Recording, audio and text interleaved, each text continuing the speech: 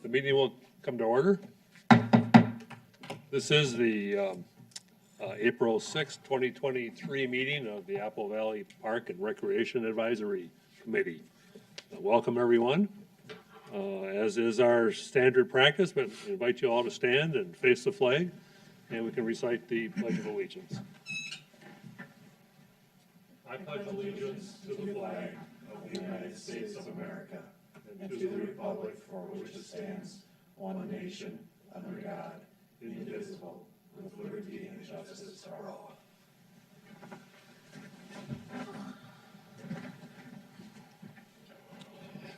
Has the committee had a chance to review the agenda for tonight? Are there any questions or comments, changes?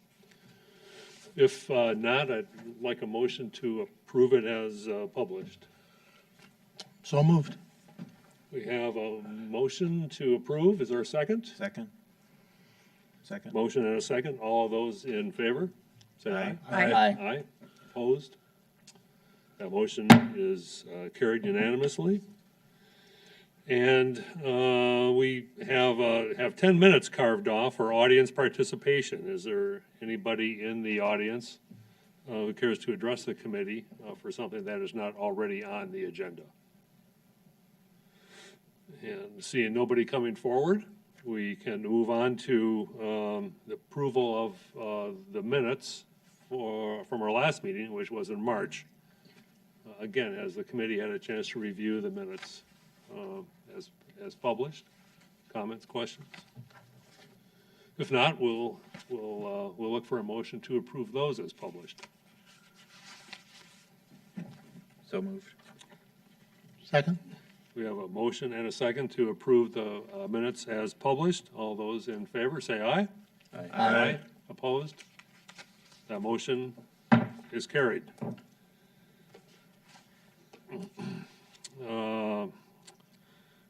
We are going to schedule a special meeting, a joint meeting with the advisory committee and the city council this coming Thursday, April 13th. Eric, do you want to just talk about that for a minute? Or what are you looking for from us?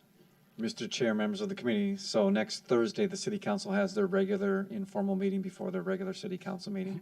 Next Thursday, Peter Leatherman from Morris Leatherman Company will be giving a presentation to the city council at the informal meeting on the results of the community survey we did related to a potential parks bond referendum. So we're asking the committee to set a special informal meeting with the city council next Thursday at 5:30 p.m. so that any of you that want to attend that meeting can attend together if you want to, or if only one or two of you show up. But by setting a special meeting, all of you can be there in the room hearing the conversation that Peter has with the city council about the results of the survey. Looking for a motion on that, right? Correct. Okay, so Make a motion to schedule a special informal joint meeting with the city council on Thursday, April 13th, 2023. at 5:30. I'll second that. Okay, we have a motion and a second. All of those in favor, say aye. Aye. Opposed? Nay? Okay. Well, we have that meeting to look forward to. And then Brandon Anderson is going to talk to us here about some landscaping plans, I understand. Brandon, please, the city engineer. Mr. Chair, members of the committee, I am Brandon Anderson, city engineer with the city of Apple Valley. I have with me Sean Jurgens with SRF, a landscape architect, representing the city of Apple Valley on this as well. So this evening, staff is seeking input from the committee on some review of various concepts of a gathering space, amenity, and trailhead to be incorporated at the location indicated in your first slide at the Risor Apartments, which is off Founders Lane near Visago and Galaxy.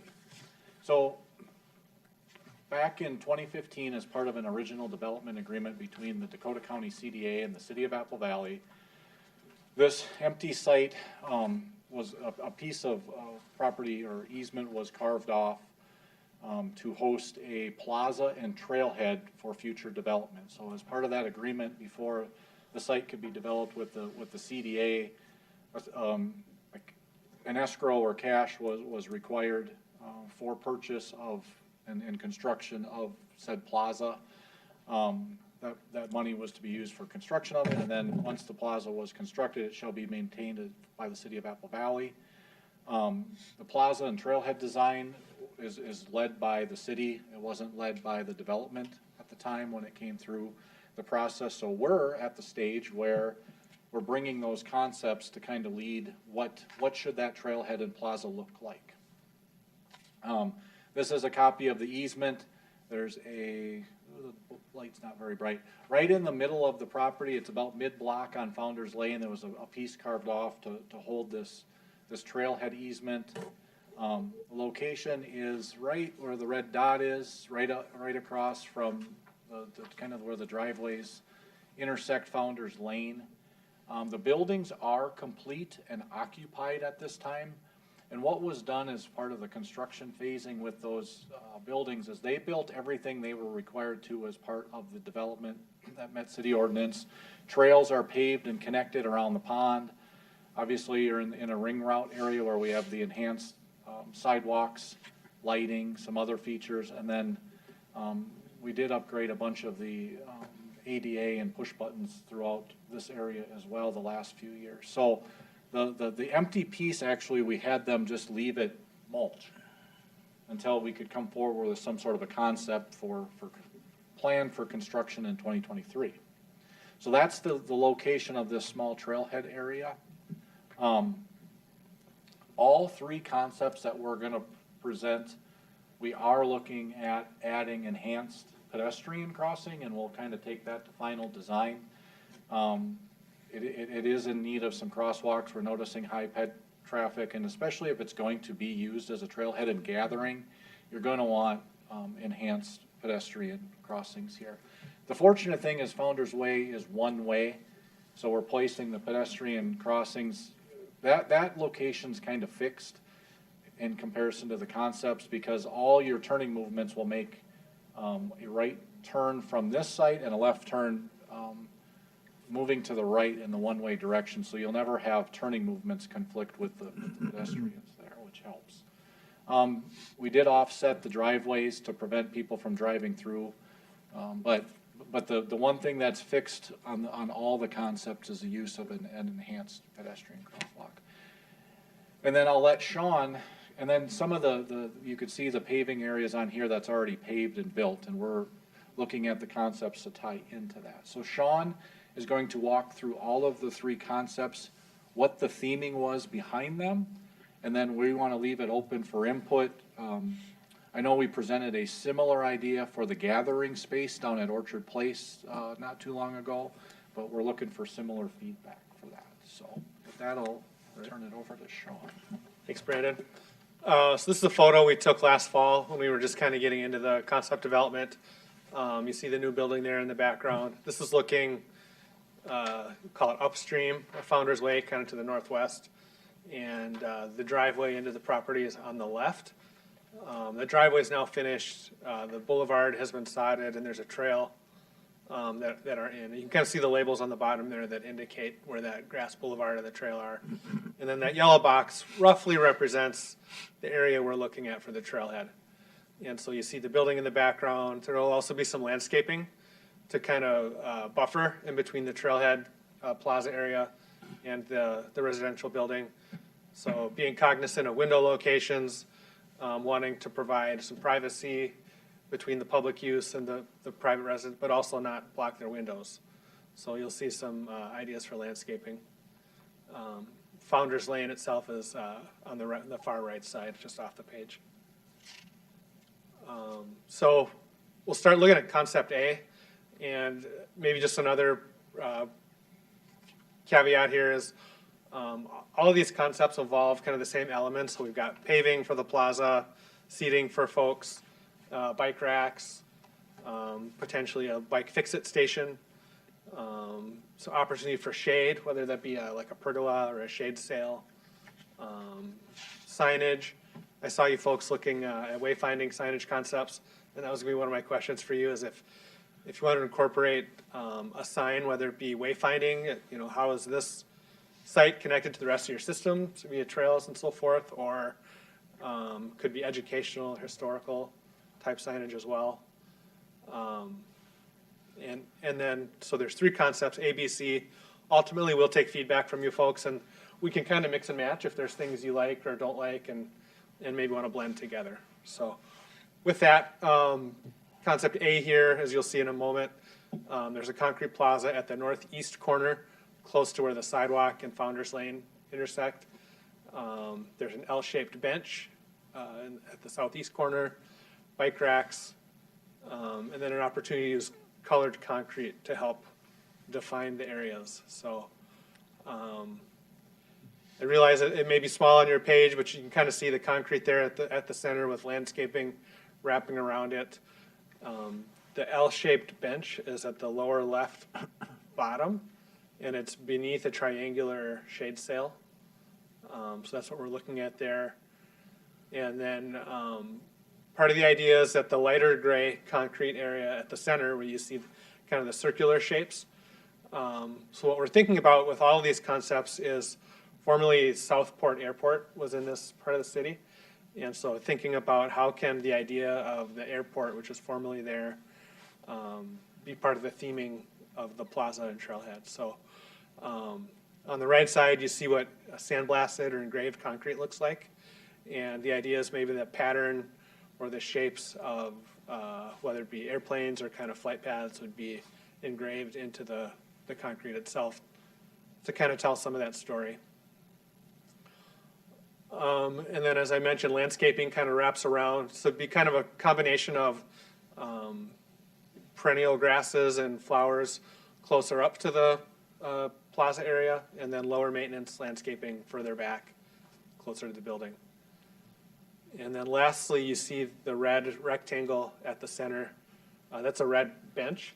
And so one of the ideas that we're presented with is there could be this idea of a red bench as something repeated maybe throughout Apple Valley as kind of a common icon or something people would notice. And you could say, I'll meet you at the red bench. So that could be a literal red bench. It could be something that's unique to this site, or it could be something that's maybe repeated in other locations. But we tried to show at least one idea in each of these concepts where that was allowed for. Feel free to interrupt me. I'll jump to the next one, but if you have questions, let me know, and then we can certainly answer questions at the end. So concept B is a little different, where the paved area moves more to the middle of the site or the easement area. It has a different geometry based on the idea of the former airport. And then there's a wood pergola to provide some shade. I will say the pergola doesn't necessarily have to be wood. It could be a low maintenance material. Aluminum is common. There's other low or no maintenance materials available as well. And then for extra amenities, the bike racks, the fix-it station, and then the trash and recycling bins. So here's what that looks like.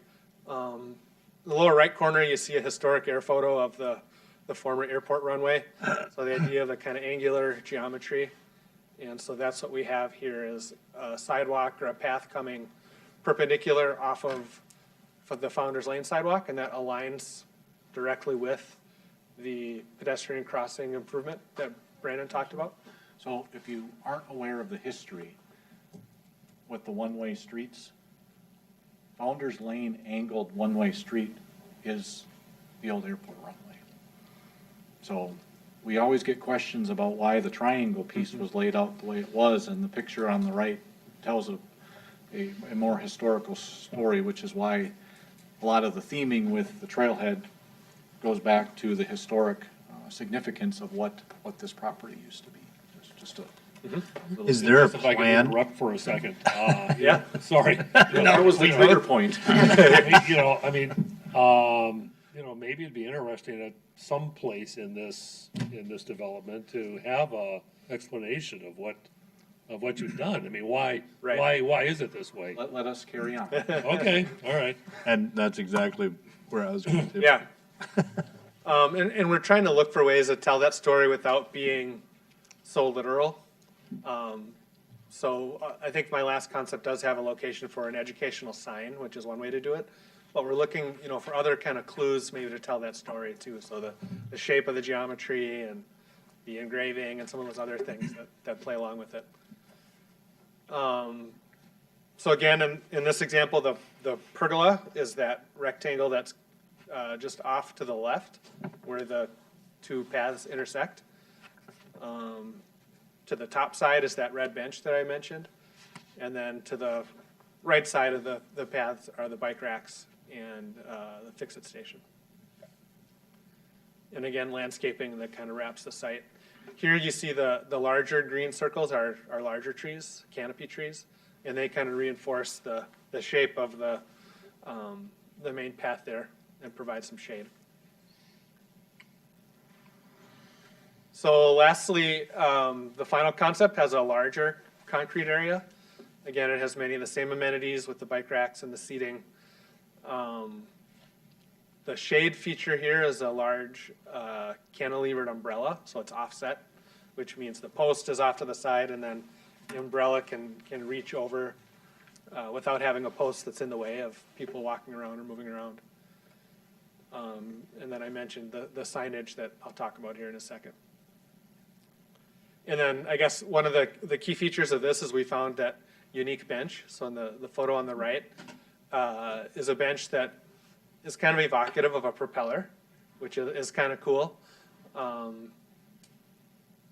The coloration could be modified so the metal that frames the wood slats can come in any color, so that could be made red if we wanted that to be kind of the red bench idea, or it could be kept as it's shown here. You see an example of the cantilevered sunshade below that, and then a image of a sign. And really that sign, as I mentioned, could be wayfinding, it could be historical, educational, it could be both. And that can be included in any of these concepts. It doesn't necessarily have to be this one. But with this design, you see more of a geometric shape, a rectangle shape with some cutouts for planting beds and the seating area. And then finally here, something that's common to all of these is the improved crossing that Brandon mentioned. So we're still kind of looking at that with the traffic folks to understand what would be needed. So there's a unique situation with the double one-ways. And so there'd have to be a little bit of thinking about where that's located and how utilities and so forth are coordinated with it. But that red arrow on the photo on the right shows the approximate location of where that would be. Obviously, that's an old photo when the building was still under construction. So again, our request is just to hear feedback from you folks. We're happy to take questions and look forward to hearing what you have to say. Where'd the idea of a red bench come from? Is that something that the city's been talking about, or is that a concept that you guys thought of? Our former community development director had that red bench, and it came from, Meet Me at the Red Bench was a theme that it's kind of just a place that people could identify with in a network of parks and things. And a lot of it had to do with sitting in that red bench and watching the sunset. So it was orientated or placed in a way that you could just sit at the red bench. That's where it came from, was just it had been talked about for a couple of years here. And we, because we do have a theme with the ring route and some of that, it made sense to tie it Yeah, I like to what was going in. Yeah, and there's already red benches in that ring route. But now you're identifying it with something that people can truly relate to and maybe tie it to the rest of the system. I personally tend to prefer the option that kind of moves the concrete area a little further away from the road, option B, where there's kind of landscaping on both sides. I think that would make for a nice seating area. I think that I really like the idea of the bicycle fix-it and was going to ask if there was a way to include like a bottle filling station or something like that as part of this. I don't know if all the utilities are baked, but just thinking of usability, you know, if you're riding your bike and you're hot in the summer and you want to sit in the shade, it'd be great to be able to fill your water while you're doing it, fix your bike. I don't recall there's water available for services without tearing up the street, so I'll definitely look into it, because those are great amenities, but I'm not sure it's available at the price point we're dealing with. Okay, that's fine. That's fine. Out of the three shading options in order, I like the umbrella first, the pergola second. And I am not a fan of sunshades ever, because you got to take them down. And they're just not a permanent fixture year-round.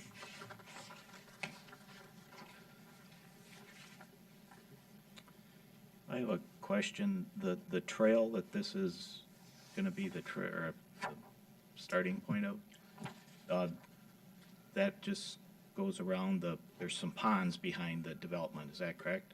It connects all the ponds behind the development, Okay. and then it also, there's, come on. Obviously Galaxy, you have Ring Route along Founders. There is a trail that connects behind the tavern along the stormwater pond in the upper right corner.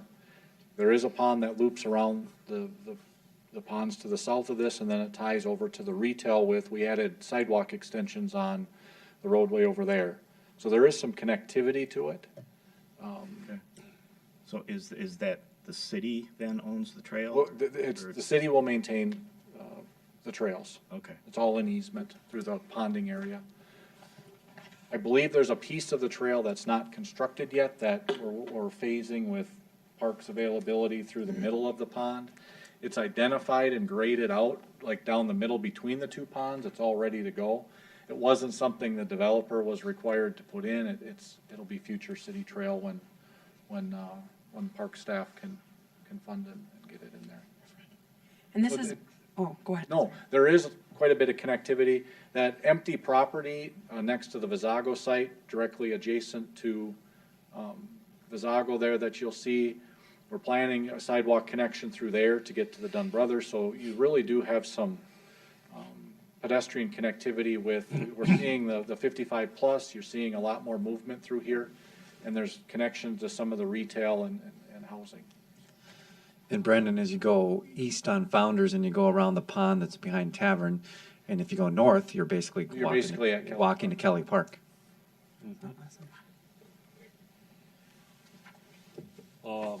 I just kind of comments that I wrote down as you were going through your ideas. I mean, I like that sandblasted concrete. I think that's, I've always liked that. I like the pergola idea. I mean, I'm opposed to the sunshade and all that, because the city's gonna maintain this, and those things last a couple of years, and then they're in tatters, and if you could make the pergola out of Trex or some composite material, I think that would be a great asset. And you're right, we were just talking about city signs, wayfinding signs, maybe leave a spot for the wayfinding sign until we can get our ducks together and figure out what we're gonna use for that, and then put a city sign in there. The storyboard education sign, I think that's an excellent idea. I mean, I quite frankly had forgotten all about with the whole airport concept, but you're right, that's right where Target is and all that. I mean, that'd be a great piece of city history to document. Mr. Chair, if I could interrupt just briefly too, if, on the pergola side of things, if we could focus it on a metal pergola, it would definitely help out from the maintenance side of things. Yeah, metal's good. Would you prefer the pergola or the umbrella? I personally prefer the pergola. And then you mentioned larger canopy trees, I think that, all these little dwarf trees kind of drive me crazy. So I'd be in favor of that too. Some of the landscape it is in close proximity to housing and windows. We do gotta create a screening buffer from the general public, so we were trying to balance that. That's where the combination of hard and soft kind of come in.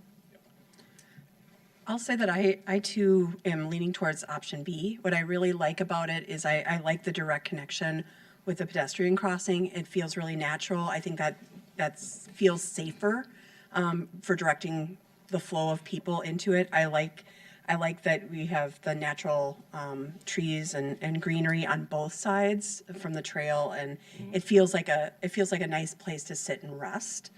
I think that's really a cool concept to kind of celebrate the runway there. I think that's really great. I like the propeller benches, and I don't know if we can do a red propeller bench just to tie into that. I think it's different, it's unique. The one thing that would be kind of fun, I don't know how you would do it, and if you did any concrete, is to take the idea of flight from the airport and the runway and then move it into that natural flight of maybe birds and migration. So you kind of get that, it kind of brings in that natural flight piece too that feels, kind of that. I don't know how you would necessarily do that, but I think that would be a really great way to nice tie-in. But yeah, I'm really leaning towards B because of, again, I think it just really lines up mostly with that pedestrian crossing and the flow of traffic. I would agree. I like B too, just because it puts stuff back further away from, even though this is just a driveway, it still is separating it even more. But you said that pedestrian crossing is not, you're not certain where that's going to be, or No, the location is fixed. One of the things we have to location look at is the flashing. Oh, There's some okay. criteria for that we gotta just look at the traffic. One of our concerns was being that it's a two-way, one-way. If you get a pedestrian that pushes the button and then the first car stops, there's a risk that the second car doesn't see it. We either have to look at some advanced signage along with it, or it may not check the boxes for the criteria for the flashers to be an option. So we know there's gonna be an enhanced crossing. The level of detail to the type of crossing, I'm still working out. But it would be right where it is on here. It'll be So right it where would it's at. match up with, Yep. like. It like makes, you were saying. when you look at where it fits, that is the correct Okay. location. Well, Brandon, are you talking about the flashers embedded in the road surface, like in front of the hospital? No, Or what do no, you? we've looked at those and they're very expensive and they don't last. We're looking at, similar to what you see in the picture, the stand-up flashing ones that you see in a lot of school zones. And people push the button. Push the button, Yeah. they're activated right then. The biggest thing with them that I find is you need advance warning, so that you give cars a chance to, okay, it's flashing and you have time to react and slow down before you get to it. So that it doesn't just flash and then people tend to be non-compliant, Walking out, yeah. especially when it's hard to see. Tying into kind of what Lisa was saying about tying into the natural flight and stuff, I understand that this is high level, but with the low maintenance plants, I think that we've heard, as we've gathered information for the potential Parks Bond referendum, that natural resources and sustainability are important. So just a recommendation to look to incorporate natives and, as you talk about informational signs, that might be a good call out for that. Just Great. Yep, thank you. Yeah, Brandon, and nice job, guys. Nice presentation. I just got 3 comments with I think the gathering space is important. I'll be another one to go thumbs up with the pergola. I think that works and seems to provide a nice look of class. And having a red bench around there, no reason not to. I think it's a nice touch. Same with the airport story. The second thing would be no reason not to, and it just gives a little uniqueness. So thumbs up on that. And lastly, I'm kind of astonished at all the apartments that are going up around there. And just kind of because of that, I think it's important to have that bike fix-it station because those residents don't have bike bumps. If they have a bike, it'd be nice to just be able to bring it down there and do the fix-up at the gathering space. So that's my feedback. Great. Mentioning the apartments, and there'll probably be a lot of dog walkers around here too. Is there any way to incorporate anything for, I know we're not gonna have a water station probably, right? But have something for, you don't want people to throw their poop bags in there, but. So the other apartments all along here have incorporated their own dog facilities. So you'll notice green grass all the time on certain sides of the buildings or in fenced-in areas. They bring in artificial turf and some other things that they're providing it as part of The complexes. the complexes. So I guess we didn't look at that specifically Yeah, here. knowing that that's, I would prefer to get direction from Mike and Eric if that was something that they wish to see. Yeah, with the local apartments, having that kind of amenity, probably we can probably stay out of that game, if you will, in that immediate area. We'll let the apartment complexes take care of it themselves, and that's one less thing that we have to worry about and fill bag stations, et cetera. But there will be garbage recycling cans Yes, here. correct. And Yep. yeah, okay, Correct, yep. yep. Time frame, is this gonna happen this summer, or? The goal was to get feedback from here, Okay. take these comments, refine 3 concepts into 1 concept, kind of get the final okay, take it to city council by the May timeframe, and this is a low enough price point project that we can send it out for quotes and have it done by fall, is the goal. That's great. Nice. Well, that's exciting. All right, anything else from the committee? I'll just add one thing that I just want to call it.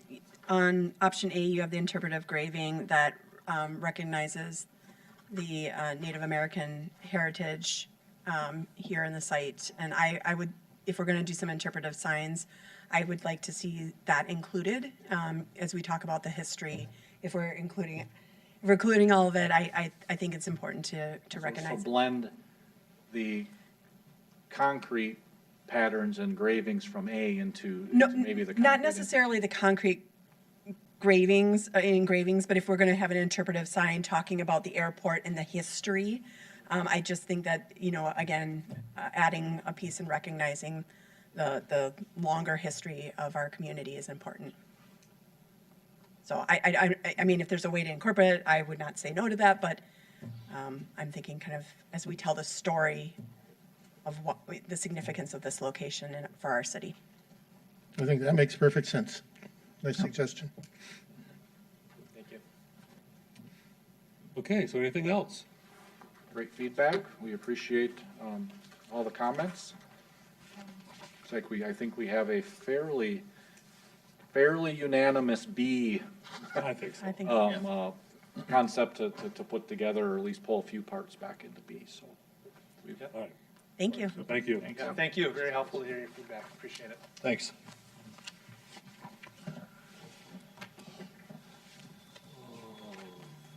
Okay.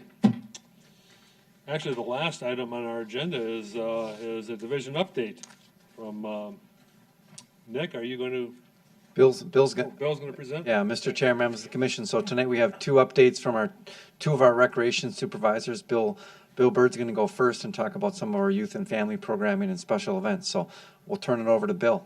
All right, thanks, Eric. Good evening, Mr. Chair and Parks and Recreation Committee. My name is Bill Bird, and I'm a recreation supervisor. My focus is youth and family programming and special events, among other things that I get pulled into, but that's my primary one. I'm going to give you an overview of kind of where we're at, what we're doing, just scratch the surface. And just looking, when I approach youth and family activities, and primarily that, we look for variety, we look for filling niches, we look for trends, what's in and what's not in.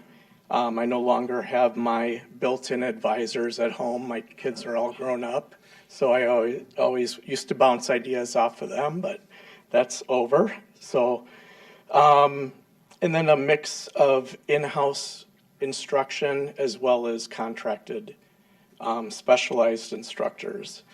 And the other big one, and it's getting bigger all the time, I think it's important for cost sharing, staff sharing, resource sharing, are partnerships. And we have partnered, or I have in the past year, with Dakota County Library, Bogarts, The Zombie Board Shop in Burnsville, it's a skateboard and snowboard outfit. The school district, and the Arts Foundation, of course, very important. Midwinterfest, we partnered with the Minnesota Valley Transit Authority and local business Card My Yard, for example. And we also have partnerships within the city of Apple Valley. The various departments work together to put on programs, activities, events, those kind of things.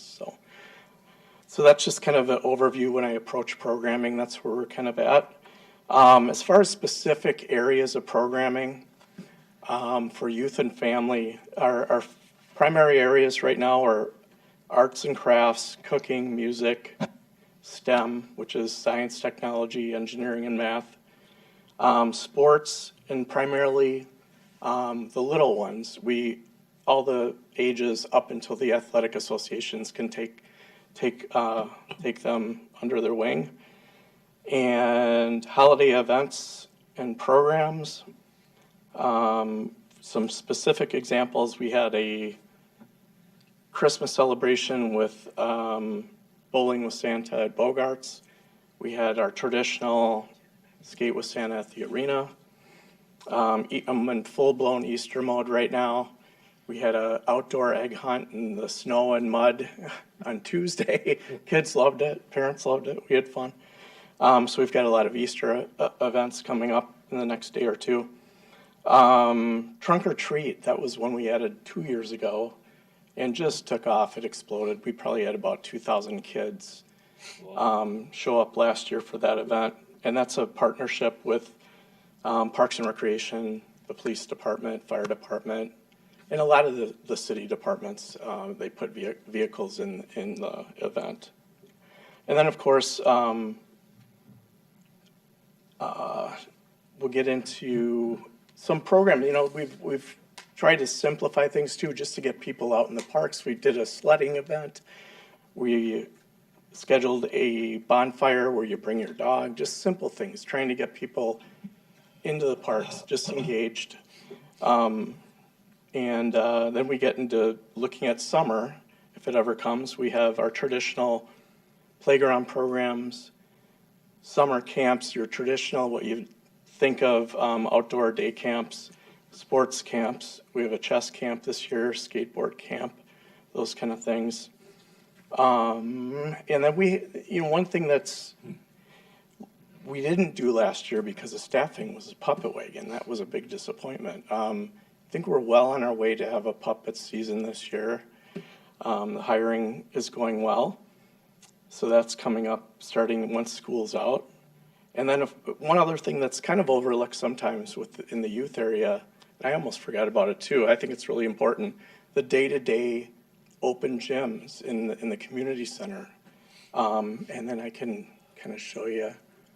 I'll just kind of get into some visuals here. This was our Skate with Santa event at the sports arena. I mentioned collaborations and partnerships. The other one I didn't mention is the South of the River Recreators Group, which consists of Burnsville, Apple Valley, Egan, Rosemount, Farmington, Savage, Lakeville. We get together and do certain events so we can pool our resources and staffing. And we do a whodunit hike. It's a mystery hike down in Lakeville. We had a open house at the skate park, and the kids had a blast at the Bowl of Santa Bogarts. That was one of our other partnerships. Getting back to the youth and family open gym programs, I went in and identified some numbers and attendance numbers just for your information. And it was interesting to me too, because I see the kids there all the time. I just didn't have a handle on how many kids and families were participating. Our numbers are way up this year.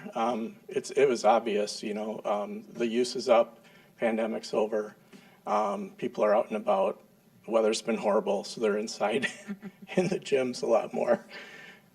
Just wanted to highlight that. The other area I wanted to mention, I'm kind of skipping around a lot, but we have a preschool in the community center, And it's led by Christy Hemphill, who is a certified teacher. And that right now, we went back, reevaluated, we kind of retooled it, we branded it. It's called Little Orchard now. It's more identifiable. We are maximum capacity with a waiting list. So the next step is possibly growing that program. It's been valuable, so. And Bill, Yeah. at the Little Orchard program, is there a fee associated with that? There is, yeah. It runs during the school year. And, yeah, there is a fee. Off the top of my head, I don't know what the fee is, but it is fee-based. Yep. Yep. Mr. Chair, members of the committee, it's $200 per month. Yeah, preschool education is becoming increasingly Yeah. visible, at the state level. And it's a mix of, it's a curriculum-based program, but it branches into some of the recreational aspects that we're focused on as well. So, Great program. yep. Yeah, I mentioned Trunk or Treat, just enormous. If you have never been out there, it's pretty amazing.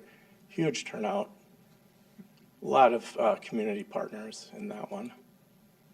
And of course, Midwinter Fest, we moved outdoors completely 2 years ago.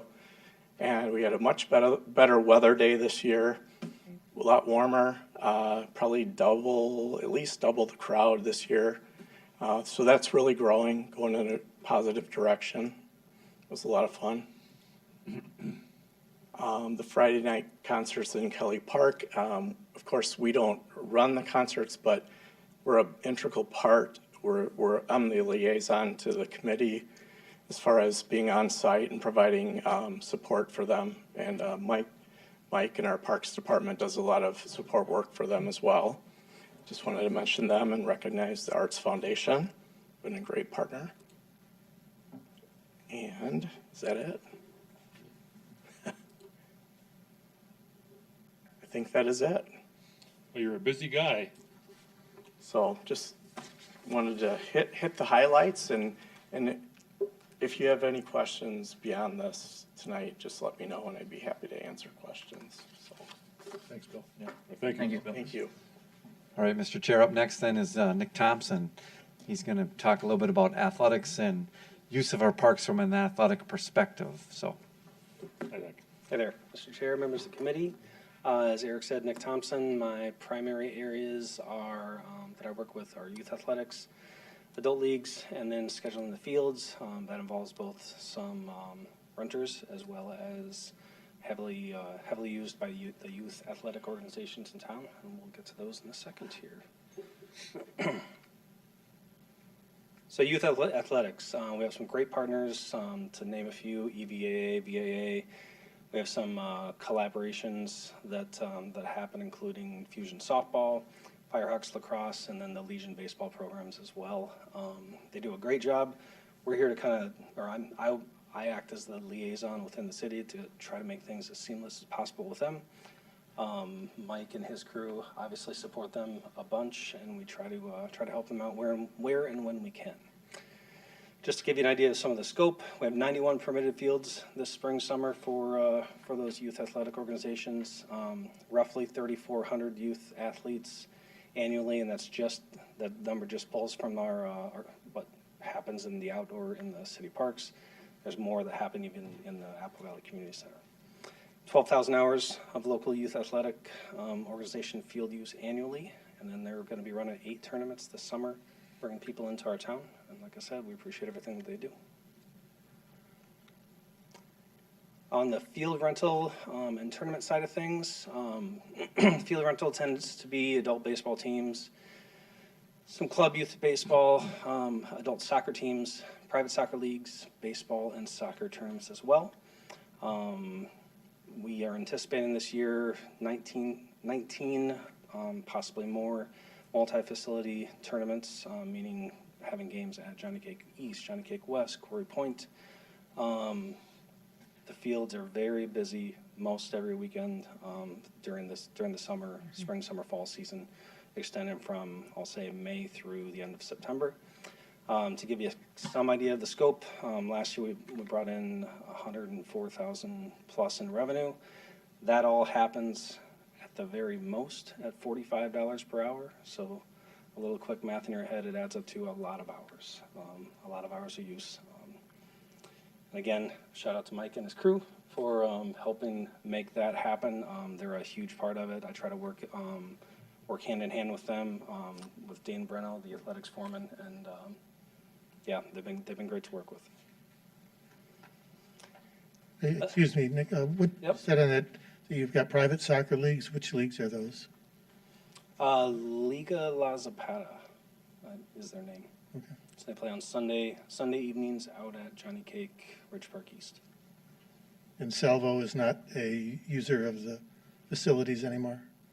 They were a regular renter last year. They are still going to be doing their tournament, and actually the tournament got quite a bit bigger this year.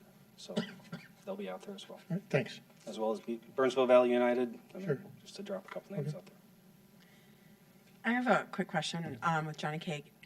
With the parking, do you, there always seems like there's so much going on there and it's always busy. Do we ever get complaints about that there's not enough parking? I know they can, again, park across the street and I know they park along,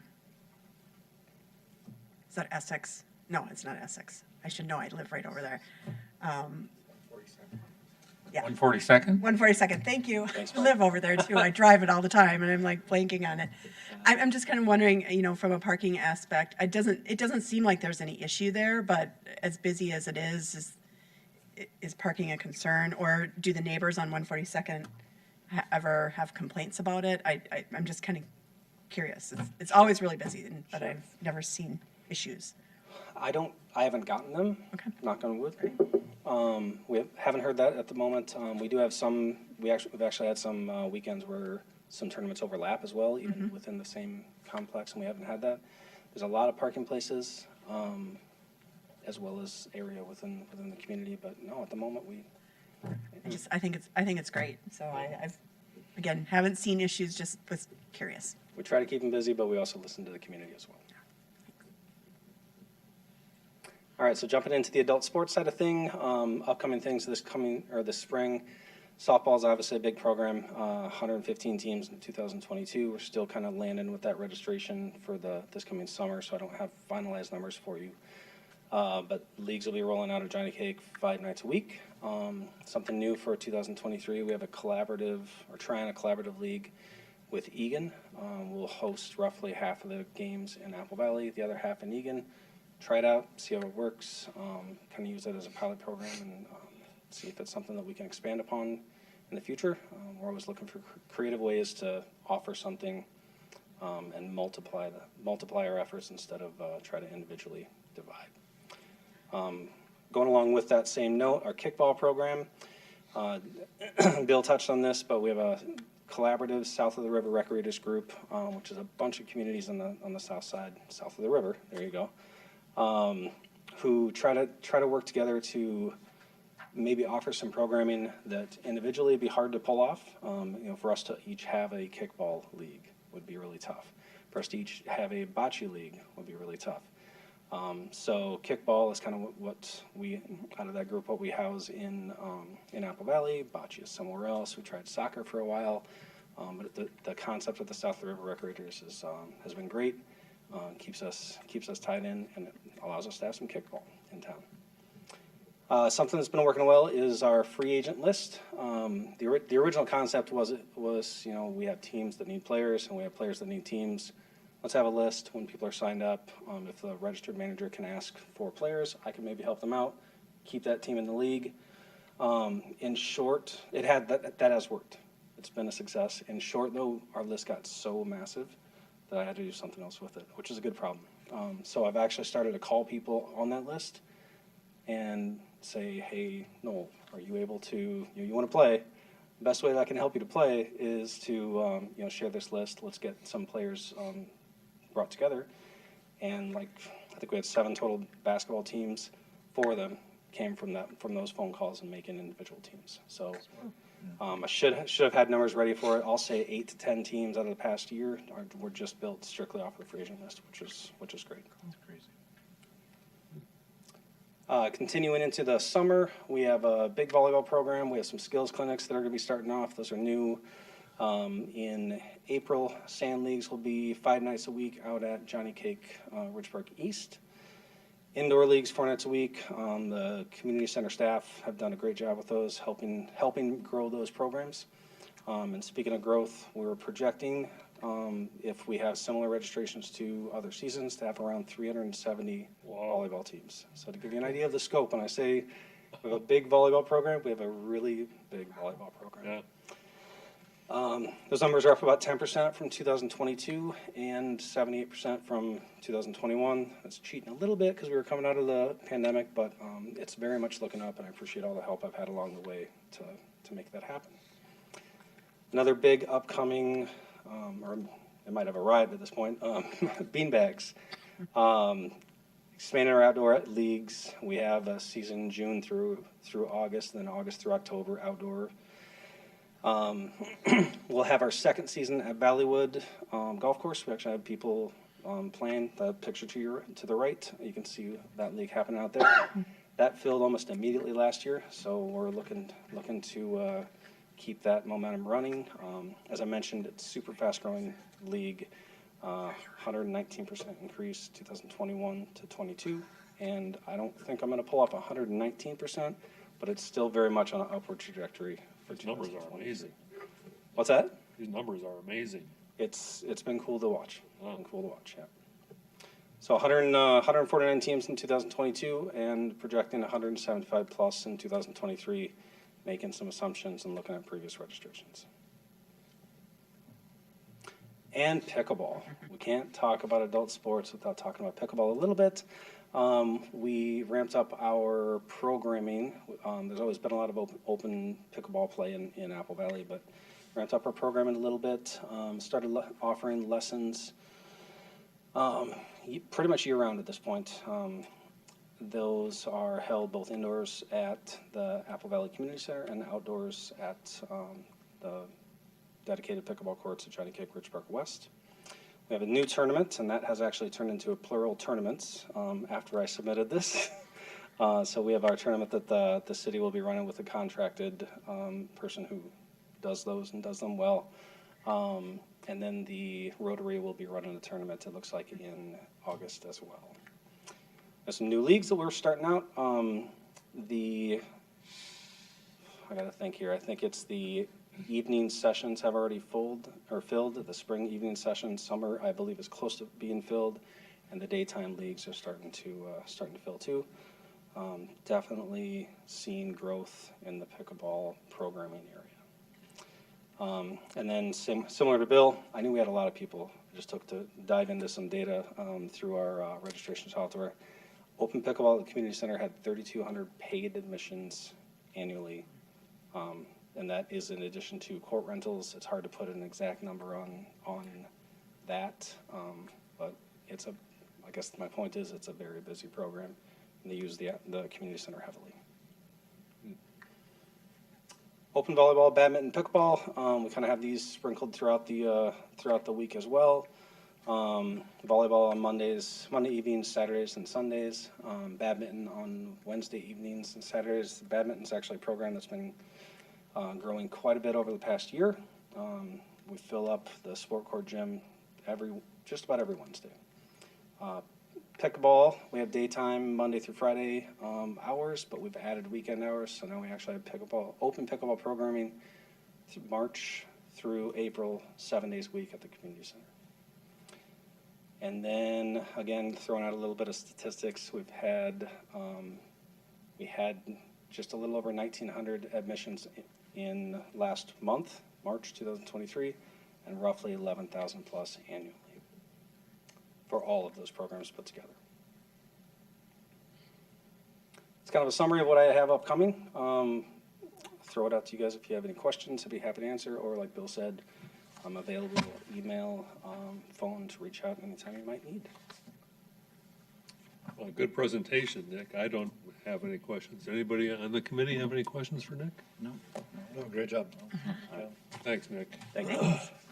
Mr. Chair, members of the committee, so just want to thank Nick and Bill for the work that they do to make sure that our parks are alive, they're being used, and our facilities are alive and being used. Obviously, with the presentations that they gave tonight, you can see that what we're doing is being utilized by the community. It's giving people reasons to get out and exercise and stay healthy. We're also giving people reasons to come to Apple Valley and experience what we have to offer, not only in our parks, but then hopefully in some of our local businesses and whatnot as they choose to go out and wet their whistle and fill their belly after spending some time in our parks. So they're doing a great job, and we appreciate everything that they are doing. With that, is there any other topic that anyone wants to bring up? I'll just follow up on, last meeting, we talked about Valleywood potentially getting a report from them about what it would take to pipe in music on the patio or even into the bar area. Do you know if that's in progress or if there's anything going on with that? Yeah, still in progress at this point. Okay, thank you. Well, if there's nothing else, I think we're looking for a motion to adjourn for the evening. I'll make a motion to adjourn. Second. We have a motion and a second to adjourn. All those in favor, say aye. Aye. Anybody opposed? Motion is carried. Well, good night, everyone.